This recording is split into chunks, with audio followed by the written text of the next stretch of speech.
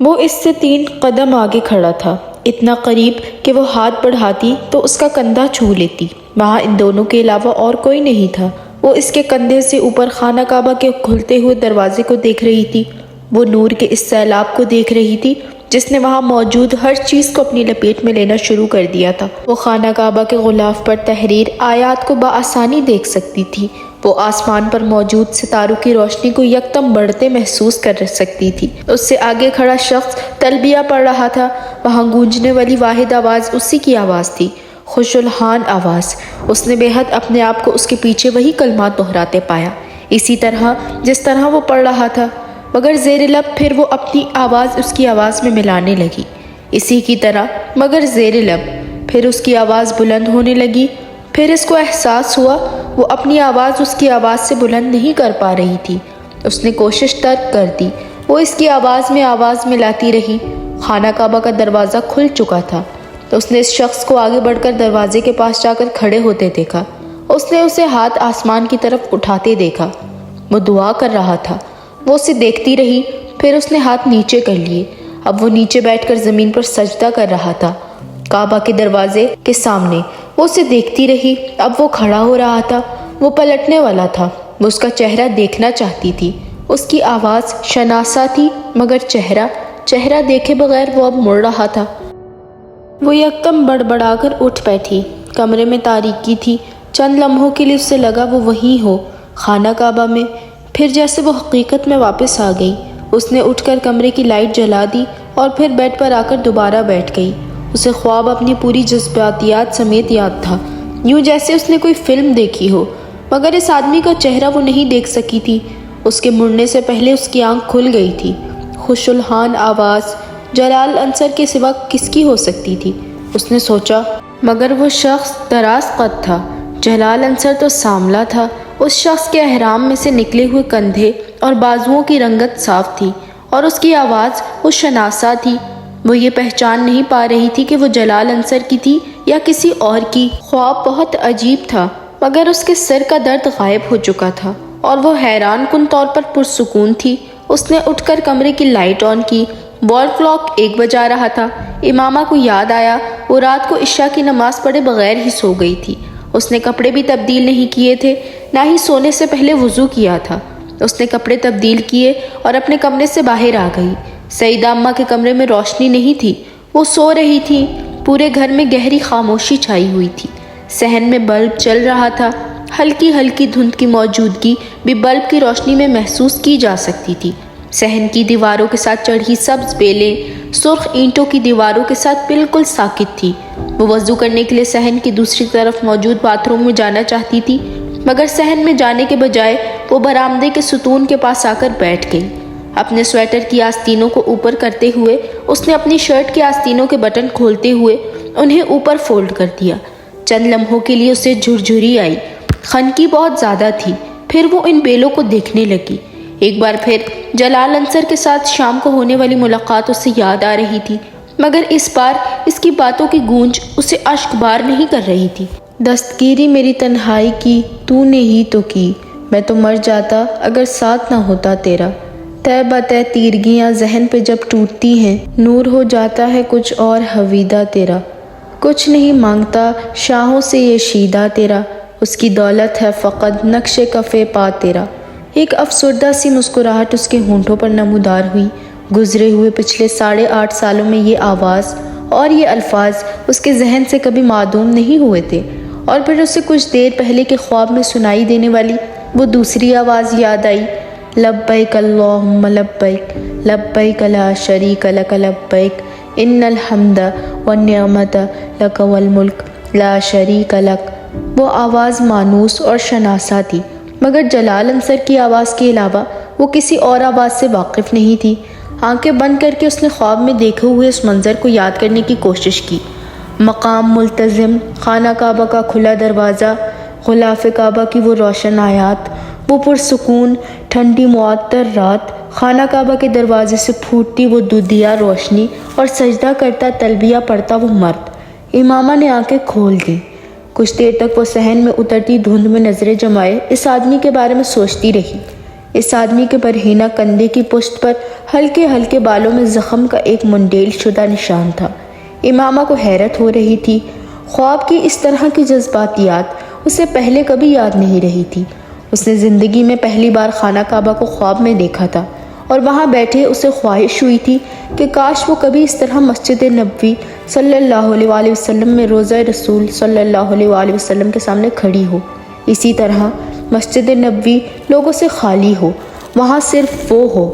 وہ اندازہ نہیں لگا سکی وہ کتنی دیر وہاں اسی طرح بیٹھی رہی۔ وہ اپنے گرد و بیش میں تب لوٹی تھی جب سیدہ اماں تہجد پڑھنے کے لیے وضو کرنے کی خاطر باہر صحن میں نکلی تھی۔ امامہ کو وہاں اس وقت دیکھ کر وہ حیران ہوئی تھی۔ تمہارے سر کا درد کیسا ہے؟ اس کے پاس کھڑے ہو کر انہوں نے پوچھا۔ اب تو درد نہیں ہے۔ امامہ نے سر اٹھا کر انہیں دیکھا۔ رات کو کھانا کھائے بغیر ہی سو گئی تھی۔ وہ اس کے پاس برآمدے کے ٹھنڈے فرش پر بیٹھتے ہوئے بولی۔ وہ خاموش رہی۔ سیدہ اماں ایک گرم اونی شال اوڑھے ہوئے تھی۔ امامہ نے ان کے کندھے پر اپنا چہرہ ٹکا دیا۔ اس کے سن چہرے کو گرم شال سے ایک عجیب سی آسودگی کا احساس ہوا۔ اب تم شادی کر لو آمنہ، سیدہ اماں نے اس سے کہا۔ وہ اسی طرح گرم شال میں اپنا چہرہ چھپائے رہی۔ سیدہ اماں پہلی بار یہ بات نہیں کہہ رہی تھی۔ آپ کر دیں۔ وہ ہمیشہ ان کی اس بات پر خاموشی اختیار کر لیتی تھی۔ کیوں؟ وجہ خود بھی نہیں جانتی تھی، لیکن آج پہلی بار وہ خاموش نہیں رہی تھی۔ تم سچ کہہ رہی ہو؟ سیدہ اماں اس کی بات پر حیران ہوئی تھی۔ میں سچ کہہ رہی ہوں۔ امامہ نے سر ان کے کندھے سے اٹھا لیا۔ تمہیں کوئی پسند ہے؟ سیدہ اماں نے اس سے پوچھا۔ وہ سر جھکائے صحن کے فرش کو دیکھ رہی تھی۔ کوئی مجھے پسند ہے؟ نہیں، مجھے کوئی پسند نہیں ہے۔ سیدہ اماں کو اس کی آواز بھرائی ہوئی لگی۔ اس سے پہلے کہ وہ اس سے کچھ کہتی، اس نے ایک بار پھر ان کی شال میں اپنا چہرہ چھپا لیا۔ تمہاری شادی ہو جائے تو میں بھی انگلینڈ چلی جاؤں گی، انہوں نے اس کے سر کو تھپ تھپاتے ہوئے کہا، اور اس کے سر کو تھپ تھپاتے ہوئے ہی انہیں احساس ہوا کہ وہ ان کی شال میں منہ چھپائے ہچکیوں سے رو رہی تھی۔ آمنہ، آمنہ بیٹا کیا ہوا؟ انہوں نے پریشان ہو کر اس کا چہرہ اٹھانے کی کوشش کی۔ وہ کامیاب نہیں ہوئی۔ وہ اسی طرح ان کے ساتھ لگی روتی رہی۔ اللہ کے لیے کچھ تو بتاؤ، کیوں رو رہی ہو؟ وہ دل گرفتہ ہو گئی۔ کچھ نہیں، بس ایسے ہی سر میں درد ہو رہا ہے۔ انہوں نے زبردستی اس کا گیلا چہرہ اوپر کیا تھا۔ وہ اب اپنی آستینوں سے چہرہ پونچھتے ہوئے اٹھ کھڑی ہوئی۔ اس نے سیدہ اماں سے آنکھیں نہیں ملائی تھی۔ سیدہ اماں ہکا بکا اسے باتھ روم کی طرف جاتے دیکھتی رہیں۔ سیدہ اماں اس کی شادی کی بات کرنے والی اکیلی نہیں تھی۔ اس کی تعلیم مکمل ہونے کے بعد ڈاکٹر سبتلی نے ایک بار اس سے شادی کا ذکر کیا تھا۔ وہ نہیں جانتی تب اس نے کیوں انکار کر دیا تھا، یہ جاننے کے باوجود کہ اب وہ آزاد تھی۔ مجھے کچھ عرصہ جاب کر لینے دیں، اس کے بعد میں شادی کر لوں گی، اس نے ڈاکٹر سبتلی سے کہا تھا۔ شاید یہ پچھلے کئی سالوں سے ڈاکٹر سبتلی پر مالی طور پر ایک بوجھ بننے کا احساس تھا جس سے وہ نجات حاصل کرنا چاہتی تھی، یا پھر کہیں اس کے لاشعور میں یہ بات چیز تھی کہ ڈاکٹر سبتلی کو اس کی شادی پر دوبارہ سے اخراجات کرنے پڑیں گے، اور وہ یہ چاہتی تھی کہ وہ ان اخراجات کے لیے خود کچھ جمع کرنے کی کوشش کر لے۔ اس نے یہ بات ڈاکٹر سبتلی کو نہیں بتائی تھی، مگر اس نے ان سے جاب کی اجازت لے لی تھی۔ شاید وہ ابھی کچھ عرصہ مزید جاب کرتی رہتی، مگر جلال انصر سے اس کی ملاقات کے بعد وہ ایک تکلیف دہ ذہنی دھچکے سے دوچار ہوئی تھی، اور اس نے یکدم سیدہ اماں کے سامنے ہتھیار ڈال دیے تھے۔ وہ نہیں جانتی سیدہ اماں نے ڈاکٹر سبتلی سے اس بات کا ذکر کیا یا نہیں، مگر وہ خود ان دنوں مکمل طور پر اس کے لیے رشتے کی تلاش میں سرگرداں تھی، اور اس کی کوشش کا نتیجہ فہد کی صورت میں نکلا تھا۔ فہد ایک کمپنی میں اچھے عہدے پر کام کر رہا تھا اور اس کی شہرت بھی بہت اچھی تھی۔ فہد کے گھر والے اسے پہلی بار دیکھ کر ہی پسند آ گئے تھے، اور اس کے بعد سیدہ اماں نے ڈاکٹر سبتلی سے اس سے رشتے کی بات کی۔ ڈاکٹر سبتلی کو کچھ تامل ہوا، شاید وہ اس کی شادی اب بھی اپنے جاننے والوں میں کرنا چاہتے تھے، مگر سیدہ اماں کی فہد اور اس کے گھر والوں کی بے پناہ تعریفوں کے بعد، اور فہد اور اس کے گھر والوں سے خود ملنے کے بعد، انہوں نے سیدہ اماں کی پسند پر کوئی اعتراض نہیں کیا تھا۔ البتہ انہوں نے فہد کے بارے میں بہت چھان بین کروائی تھی، اور پھر وہ مطمئن ہو گئے تھے۔ فہد کے گھر والے 1 سال کے اندر شادی کرنا چاہتے تھے، لیکن پھر اچانک انہوں نے چند ماہ کے اندر شادی پر اصرار کرنا شروع کر دیا۔ یہ صرف ایک اتفاق ہی تھا کہ ڈاکٹر سبتلی اسی دوران اپنی کچھ مصروفیات کی وجہ سے انگلینڈ میں تھے جب فہد کے گھر والوں کے اصرار پر تاریخ طے کر دی گئی تھی۔ سیدہ اماں فون پر ان سے مشورہ کرتی رہتی تھی، اور ڈاکٹر سبتلی نے انہیں اپنا انتظار کرنے کے لیے کہا تھا۔ وہ فوری طور پر وہاں نہیں آ سکتے تھے۔ البتہ انہوں نے کلثوم آنٹی کو واپس پاکستان بھجوا دیا تھا۔ اس کی شادی کی تیاری کلثوم آنٹی اور مریم نے ہی کی تھی، جو راولپنڈی سے کچھ ہفتوں کے لیے اپنے سسرال لاہور آ گئی تھی۔ ڈاکٹر سبت علی نے اس کی شادی کی تاریخ طے ہو جانے کے بعد فون پر اس سے طویل گفتگو کی تھی۔ ان کی تینوں بیٹیوں کی شادیاں ان کے اپنے خاندان میں ہی ہوئی تھیں اور ان کے سسرال میں سے کسی نے بھی جہیز نہیں لیا تھا، مگر ڈاکٹر سبت علی نے تینوں بیٹیوں کے جہیز کے لیے مخصوص کی جانے والی رقم انہیں تحفتاً دے دی تھی۔ 8.5 سال پہلے جب آپ میرے گھر آئی تھی تو میں نے آپ کو اپنی بیٹی کہا تھا، تو میں نے آپ کے لیے بھی کچھ رقم رکھتی تھی۔ وہ رقم آپ کی امانت ہے، آپ اسے ویسے ہی لے لیں یا پھر میں مریم اور کلثوم سے کہہ دوں گا کہ وہ آپ کے جہیز کی تیاری پر اسے خرچ کریں۔ سعیدہ آپا کی خواہش تھی کہ شادی ان کے گھر پر ہو، ورنہ میں چاہتا تھا کہ یہ شادی میرے گھر پر ہو، آپ کے گھر پر۔ انہوں نے اس سے کہا تھا، مجھے اس بات پر بہت رنج ہے کہ میں اپنی چوتھی بیٹی کی شادی میں شرکت نہیں کر سکوں گا، مگر شاید اس میں ہی کوئی بہتری ہے۔ میں پھر بھی آخری وقت تک کوشش کروں گا کہ کسی طرح شادی پر آ جاؤں۔ وہ ان کی باتوں کے جواب میں بالکل خاموش رہی تھی۔ اس نے کچھ بھی نہیں کہا تھا، نہ ہی یہ اصرار کیا تھا کہ وہ اپنی شادی پر اپنی رقم خرچ کرے گی، اور نہ ہی یہ کہ وہ شادی ان کی رقم سے نہیں کرنا چاہتی۔ اس دن اس کا دل چاہا تھا ان کا ایک اور احسان لینے کو۔ وہ اس پر اتنے احسان کر چکے تھے کہ اب اسے ان احسانات کی عادت ہونے لگی تھی۔ اسے صرف ان سے ایک گلہ تھا، وہ آخر اس کی شادی میں شرکت کیوں نہیں کر رہے تھے۔ فہد کے گھر والوں کا اصرار تھا کہ شادی سادگی سے ہو، اور اس پر کسی کو بھی اعتراض نہیں ہوا تھا۔ امامہ خود بھی شادی سادگی سے کرنا چاہتی تھی، مگر وہ یہ نہیں جانتی تھی کہ فہد کے گھر والوں کا سادگی پر اصرار دراصل کچھ اور وجوہات کی بنا پر تھا۔ اس کا نکاح مہندی والی شام کو ہونا تھا، مگر اس شام کو سپہر کے قریب فہد کے گھر والوں کی طرف سے یہ اطلاع دی گئی کہ نکاح اگلے دن یعنی شادی والے دن ہی ہوگا۔ تب تک اسے یا سعیدہ اماں کو کوئی اندازہ نہیں ہوا تھا کہ فہد کے گھر میں کوئی مسئلہ تھا۔ مہندی کی ویسے بھی کوئی لمبی چوڑی تقریب نہیں تھی، صرف سعیدہ اماں کے بہت قریبی لوگ تھے یا پھر نزدیکی ہمسائے۔ نکاح کی تقریب کے لیے جس کھانے کا اہتمام کیا گیا تھا وہ ان لوگوں کو سرو کر دیا گیا تھا۔ شادی کی تقریب بھی سادگی سے گھر پر ہی ہونی تھی۔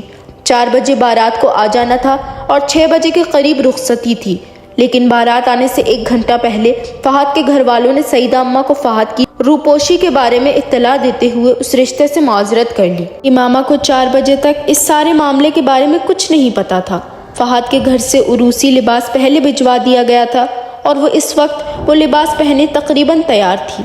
جب مریم اس کے کمرے میں چلی آئی، اس کا چہرہ ستا ہوا تھا۔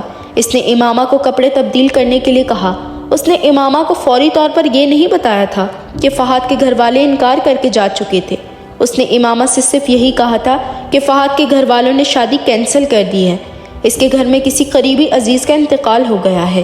وہ یہ بتا کر بہت افراتفری میں کمرے سے نکل گئی۔ امامہ نے کپڑے تبدیل کر لیے، لیکن اس وقت اس کی چھٹی حس نے اسے اس پریشانی پر آگاہ کرنا شروع کر دیا تھا۔ اسے مریم کی بات پر یقین نہیں آیا تھا۔ کپڑے تبدیل کر کے وہ اپنے کمرے سے باہر نکل آئی اور باہر موجود لوگوں کے تاثرات نے اس کے تمام شبہات کی تصدیق کر دی تھی۔ وہ سعیدہ اماں کے کمرے کی طرف چلی گئی۔ وہاں بہت سے لوگ جمع تھے، کلثوم آنٹی، میمونہ، نور العین آپا، ہمسائے میں رہنے والی چند عورتیں، مریم اور سعیدہ اماں۔ مریم سعیدہ اماں کو پانی پلا رہی تھی، وہ بہت نڈھال نظر آ رہی تھی۔ ایک لمحہ کے لیے اس کے دل کی دھڑکن رکی۔ انہیں کیا ہوا تھا؟ اس کے اندر داخل ہوتے ہی سب کی نظریں اس پر پڑی۔ میمونہ آپا اس کی طرف تیزی سے بڑھی۔ آمنہ، تم باہر آ جاؤ۔ انہوں نے اسے ساتھ لے جانے کی کوشش کی۔ اماں کو کیا ہوا ہے؟ وہ ان کی طرف بڑھ گئی۔ کلثوم آنٹی نے کمرے میں موجود لوگوں کو باہر نکالنا شروع کر دیا۔ وہ سعیدہ اماں کے پاس آ کر بیٹھ گئی۔ انہیں کیا ہوا ہے؟ اس نے بے تابی سے مریم سے پوچھا۔ اس نے جواب نہیں دیا۔ سعیدہ اماں کا چہرہ آنسوؤں سے بھیگا ہوا تھا۔ وہ امامہ کو دیکھ رہی تھی، مگر اسے یوں لگا جیسے وہ اس وقت اسے دیکھ نہیں پا رہی تھی۔ گلاس ہاتھ سے ہٹاتے ہوئے انہوں نے اسے ساتھ لگا کر رونا شروع کر دیا۔ کمرہ خالی ہو چکا تھا، صرف ڈاکٹر سبت علی کی فیملی وہاں پر تھی۔ کیا ہوا ہے اماں؟ مجھے بتائیں، امامہ نے انہیں نرمی سے خود سے الگ کرتے ہوئے کہا۔ فہد نے اپنے گھر والوں کو بتائے بغیر گھر سے جا کر کسی اور سے شادی کر لی ہے۔ مریم نے مدھم آواز میں کہا۔ وہ لوگ کچھ دیر پہلے معذرت کرنے آئے تھے، وہ لوگ یہ رشتہ ختم کر گئے ہیں۔ چند منٹ تک وہ بالکل ساکت رہی تھی۔ خون کی گردش، دل کی دھڑکن، چلتی ہوئی سانس، چند سیکنڈز سب کچھ جیسے رک گیا تھا۔ کیا میرے ساتھ یہ بھی ہونا تھا؟ اس نے بے اختیار سوچا کوئی بات نہیں اماں، آپ کیوں رو رہی ہیں؟ اس نے بڑی سہولت سے سعیدہ اماں کے آنسو صاف کیے۔ سب کچھ ایک بار پھر بحال ہو گیا تھا، سوائے اس کی رنگت کے وہ فق تھی۔ آپ پریشان نہ ہوں، سعیدہ اماں کو اس کی باتوں پر اور رونا آیا۔ یہ سب میری وجہ سے ہوا ہے۔ امامہ نے انہیں بات مکمل کرنے نہیں دی۔ اماں چھوڑے نا، کوئی بات نہیں، آپ پریشان نہ ہوں، آپ لیٹ جائیں، کچھ دیر آرام کر لیں۔ وہ انہیں پرسکون کرنے کی کوشش کر رہی تھی۔ میں تمہارے دل کی حالت کو سمجھ سکتی ہوں، میں تمہارے غم کو جانتی ہوں۔ آمنہ میری بچی، مجھے معاف کر دو، یہ سب میری وجہ سے ہی ہوا ہے۔ انہیں تسلی نہیں ہو پا رہی تھی۔ مجھے کوئی غم نہیں ہے اماں، کوئی تکلیف نہیں ہے، میں بالکل ٹھیک ہوں، اس نے مسکراتے ہوئے سعیدہ اماں سے کہا۔ سعیدہ اماں یکدم روتے ہوئے اٹھ کر باہر نکل گئیں۔ امامہ کسی سے کوئی بات کہے بغیر ایک بار پھر اپنے کمرے میں چلی آئی۔ اس کے بیڈ پر تمام چیزیں اسی طرح پڑی ہوئی تھیں۔ اس نے انہیں سمیٹنا شروع کر دیا۔ اس کی جگہ کوئی اور لڑکی ہوتی تو اس وقت وہاں بیٹھی رو رہی ہوتی، مگر وہ غیر معمولی طور پر پرسکون تھی۔ اگر میں جلال کے نہ ملنے پر صبر کر سکتی ہوں تو یہ تو پھر ایک ایسا شخص تھا جس کے ساتھ میری کوئی جذباتی وابستگی نہیں تھی۔ اس نے اپنے عروسی لباس کو طے کرتے ہوئے سوچا، زیادہ سے زیادہ کیا ہوگا، یہاں بھی لوگوں کے سامنے نظریں چرا کر اور سر جھکا کر چلنا پڑے گا، کچھ باتیں اور بے عزتی برداشت کرنی پڑے گی، تو پھر کیا ہوا، اس میں میرے لیے نیا کیا ہے؟ مریم کمرے میں داخل ہوئی اور اس کے ساتھ چیزیں سمیٹنے لگی۔ ابو کو فون کر دیا ہے، اس نے امامہ کو بتایا۔ وہ پہلی بار کچھ جھنجھلائی۔ کیوں خواہ تم لوگ انہیں تنگ کر رہے ہو؟ انہیں وہاں سکون سے رہنے دو، اتنا بڑا حادثہ ہو گیا ہے اور تم… اس نے مریم کی بات کاٹ دی۔ مریم، میری زندگی میں اس سے بڑے حادثے ہو چکے ہیں، یہ کیا معنی رکھتا ہے؟ مجھے تکلیف سہنے کی عادت ہو چکی ہے۔ تم سعیدہ اماں کو تسلی دو، مجھے کچھ نہیں ہوا، میں بالکل ٹھیک ہوں، اور ابو کو بھی خواہ تنگ نہ کرو، وہ وہاں پریشان ہوں گے۔ مریم کو چیزیں سمیٹتے ہوئے وہ ایب نارمل لگی۔ اس سے پہلے کہ وہ کچھ اور کہتی، کلثوم آنٹی سعیدہ اماں کے ساتھ یکدم اندر آ گئی۔ امامہ کو ان دونوں کے چہرے بہت عجیب لگے۔ کچھ دیر پہلے کے برعکس وہ دونوں بے حد خوش نظر آ رہی تھیں۔ اس کے کسی سوال سے پہلے کلثوم آنٹی نے اسے سالار کے بارے میں بتانا شروع کر دیا۔ وہ دم بخود ان کی باتیں سن رہی تھی۔ اگر تمہیں اعتراض نہ ہو تو تمہارا نکاح اس سے کر دیا جائے، آنٹی نے اس سے پوچھا۔ سبتلی اسے بہت اچھی طرح جانتے تھے، وہ بہت اچھا لڑکا ہے۔ وہ اسے تسلی دینے کی کوشش کر رہی تھی۔ اگر ابو سے جانتے ہیں تو ٹھیک ہے، مجھے کوئی اعتراض نہیں، آپ جیسا بہتر سمجھے کریں۔ اس کا ایک دوست تم سے کچھ باتیں کرنا چاہتا ہے۔ وہ اس مطالبے پر کچھ حیران ہوئی تھی، مگر اس نے فرقان سے ملنے سے انکار نہیں کیا تھا۔ میرے دوست نے 8-9 سال پہلے ایک لڑکی سے نکاح کیا تھا، اپنی پسند سے۔ وہ چپ چاپ فرقان کو دیکھتی رہی۔ وہ آپ سے شادی پر تیار ہے، مگر وہ اس لڑکی کو طلاق نہیں دینا چاہتا۔ کچھ وجوہات کی بنا پر وہ لڑکی اس کے ساتھ نہیں رہی، لیکن وہ اب اسے اپنے گھر میں رکھنا چاہتا ہے۔ اس نے مجھ سے کہا ہے کہ میں آپ کو یہ سب بتا دوں تاکہ اگر آپ کو کوئی اعتراض ہوا تو اس بات کو یہیں ختم کر دیں گے۔ لیکن میں آپ سے یہ بات کہنا چاہتا ہوں کہ شاید وہ لڑکی اسے کبھی بھی نہ ملے۔ 8-9 سال سے اس کا میرے دوست سے کوئی رابطہ نہیں ہے۔ یہ ایک موہم سی امید ہے جس پر وہ اس کا انتظار کر رہا ہے۔ ڈاکٹر سبت علی صاحب آپ کو اپنی بیٹی سمجھتے ہیں اور اس حوالے سے آپ میری بہن کی طرح ہیں۔ اس وقت اس صورتحال سے نکلنے کے لیے یہی بہتر ہے کہ آپ اس سے شادی کر لیں۔ وہ لڑکی اسے کبھی بھی نہیں ملے گی، کیونکہ نہ تو وہ اسے پسند کرتی تھی، نہ ہی آج تک اس نے اس سے کوئی رابطہ کرنے کی کوشش کی ہے، اور پھر اتنا لمبا عرصہ گزر چکا ہے۔ وہ اس کا چہرہ دیکھتی رہی۔ دوسری بیوی؟ تو امامہ ہاشم، یہ ہے تمہاری وہ تقدیر جو اب تک تم سے پوشیدہ تھی۔ اس نے سوچا، اگر ڈاکٹر سبت علی اس شخص کے بارے میں یہ سب کچھ جانتے ہوئے بھی اس کو میرے لیے منتخب کر رہے ہیں تو ہو سکتا ہے میرے لیے یہی بہتر ہو۔ میں جلال کی بھی تو دوسری بیوی بننے کے لیے تیار تھی، اس سے محبت کرنے کے باوجود، اور اس شخص کی بیوی بننے پر مجھے کیا اعتراض ہوگا جس سے مجھے محبت بھی نہیں ہے۔ ایک بار پھر اسے جلال یاد آیا۔ مجھے کوئی اعتراض نہیں ہے، ان کی بیوی جب بھی آئے وہ اسے رکھ سکتے ہیں، میں بڑی خوشی سے اس کو اجازت دیتی ہوں۔ مدھم آواز میں کسی ملال کے بغیر اس نے فرقان سے کہا۔ 15 منٹ بعد اسے پہلا شوق اس وقت لگا جب نکاح خواہ نے اس کے سامنے سالار سکندر کا نام لیا تھا۔ سالار سکندر ولد سکندر عثمان۔ اسے نکاح خواہ کے منہ سے نکلنے والے لفظوں سے جیسے کرنٹ لگا تھا۔ وہ نام ایسے نہیں تھے جو ہر شخص کے ہوتے۔ سالار سکندر، سکندر عثمان، اور پھر اس ترتیب میں۔ کیا یہ شخص زندہ ہے؟ اس کے سر پر جیسے آسمان گرا تھا۔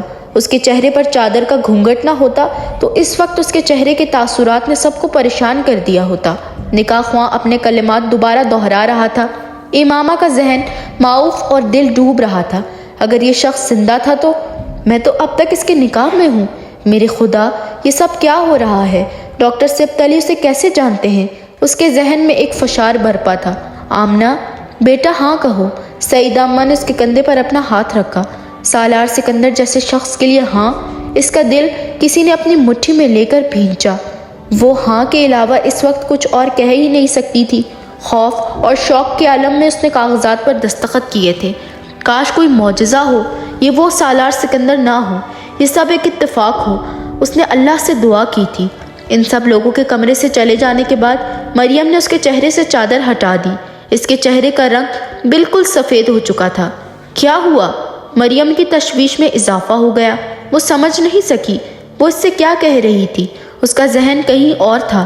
Maryam, just do me a favour. اس نے مریم کا ہاتھ پکڑ لیا۔ میں نے نکاح کر لیا ہے، مگر میں آج رخصتی نہیں چاہتی۔ تم سعیدہ اماں سے کہو کہ وہ آج میری رخصتی نہ کریں پلیز۔ مریم اس کا چہرہ دیکھنے لگی۔ کیوں؟ بس تم اس وقت مجھ سے کچھ نہ پوچھو۔ کچھ بھی نہیں۔ سعیدہ اماں سے کہو میں بھی رخصتی نہیں چاہتی۔ اس کے لہجے میں کچھ نہ کچھ ایسا ضرور تھا کہ مریم اٹھ کر باہر نکل گئی۔ وہ بہت جلد ہی واپس آ گئی۔ امامہ رخصتی نہیں ہو رہی ہے، سالار بھی رخصتی نہیں چاہتا۔ امامہ کے ہاتھوں کی کپکپاہٹ کچھ کم ہو گئی۔ ابو کا فون آنے والا ہے تمہارے لیے، وہ تم سے کچھ بات کرنا چاہتے ہیں۔ اس نے امامہ کو مزید اطلاع دی۔ وہ فون سننے کے لیے دوسرے کمرے میں آ گئی۔ انہوں نے کچھ دیر بعد اسے فون کیا تھا۔ وہ اسے مبارکباد دے رہے تھے۔ امامہ کا دل رونے کو چاہا۔ سالار بہت اچھا انسان ہے، وہ کہہ رہے تھے۔ میری خواہش تھی کہ آپ کی شادی اسی سے ہو، مگر چونکہ آپ سعیدہ آپا کے پاس رہ رہی تھی اس لیے میں نے ان کی خواہش اور انتخاب کو مقدم سمجھا۔ وہ سانس لینے تک کے قابل نہیں رہی تھی۔ مجھے یہ علم نہیں تھا کہ سالار نے اس سے پہلے کبھی شادی کی تھی، مگر تھوڑی دیر پہلے فرقان نے مجھے اس کے بارے میں بتایا ہے۔ وہ صرف ضرورتاً کیا جانے والا کوئی نکاح تھا۔ فرقان نے مجھے تفصیل نہیں بتائی اور میں سمجھتا ہوں کہ اس کی ضرورت بھی نہیں ہے۔ میرے جاننے والوں میں سالار سے اچھا کوئی شخص ہوتا تو اس کے نکاح کے بارے میں جان لینے کے بعد میں آپ کی شادی سالار سے کرنے کے بجائے کہیں اور کر دیتا، لیکن میرے ذہن میں سالار کے علاوہ اور کوئی نہیں آیا۔ آپ خاموش کیوں ہیں آمنہ؟ انہیں بات کرتے کرتے اس کا خیال آیا۔ ابو آپ کب واپس آئیں گے؟ میں 1 ہفتے تک آ رہا ہوں، ڈاکٹر سبت علی نے کہا۔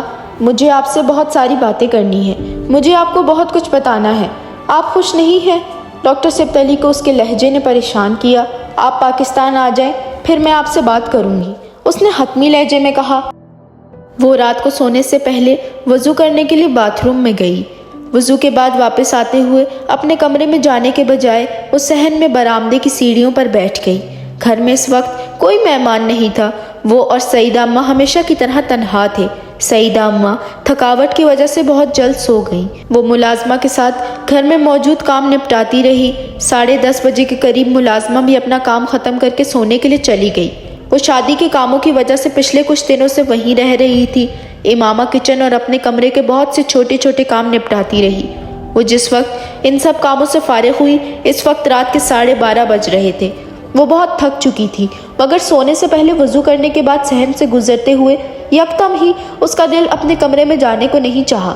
وہ وہیں برآمدے میں بیٹھ گئی۔ صحن میں جلنے والی روشنیوں میں اس نے اپنے ہاتھوں اور کلائیوں پر لگی ہوئی مہندی کو دیکھا۔ مہندی بہت اچھی رچی تھی۔ اس کے ہاتھ کوہنیوں تک سرخ بیل بوٹوں سے بھرے ہوئے تھے۔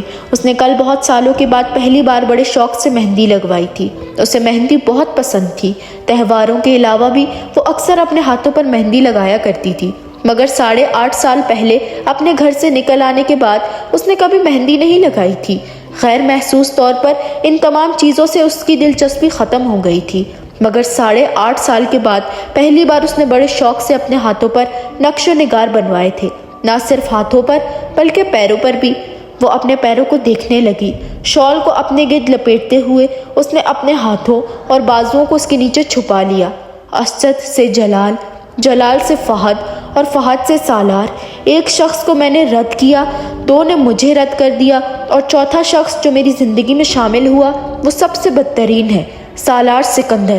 اس کے اندر دھواں سا بھر گیا تو اپنے اسی حلیے کے ساتھ اس کے سامنے تھا، کھلا گریبان، گلے میں لٹکتی زنجیر، ربر بینڈز میں بندھے بال، چبھتی ہوئی تضحیک آمیز نظریں، دائیں گال پر مذاق اڑاتی مسکراہٹ کے ساتھ پڑنے والا ڈمپل، کلائیوں میں لٹکتے بینڈز اور بریسلٹ، عورتوں کی تصویروں والی تنگ جینز، وہ جیسے اس کی زندگی کے سب سے خوبصورت خواب کی سب سے بھیانک تعبیر بن کر سامنے آیا تھا۔